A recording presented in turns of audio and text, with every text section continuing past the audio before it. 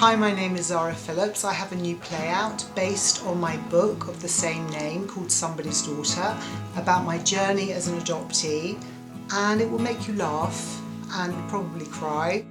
So let me tell you about the play. Funny, warm.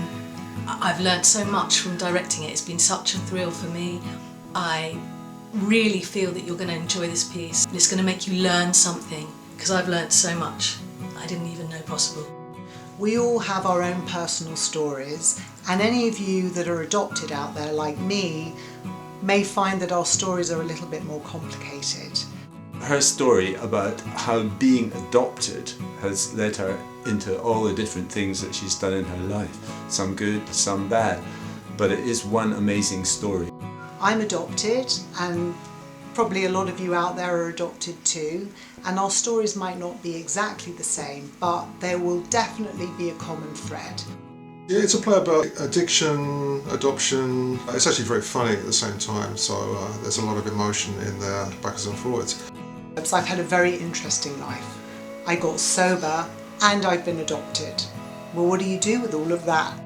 I've been amazed by this journey that she's brought to life through this play. For years I thought I was on my own, that there was just me. As an adopted person, I had no information about my birth family at all, so I went on a journey. It's been really interesting for me to see all these little things that I didn't know about her come to life, and I think you'll find it really interesting too. It's very funny, so you get a real roller coaster of emotions during it. This play about adoption, which I knew very little about, has made me feel, laugh, cry, so I know it's going to do the same for you. It's really funny, but it's also really sad. It's very emotional. What do you think about my play? It's a one-woman show, which I think is always interesting, how you manage to pull that off. One of the ways you pull it off is by having pre-recorded voiceovers, which I think works very well. So there's a bit of backwards and forwards, a bit of dialogue that goes on. And the music?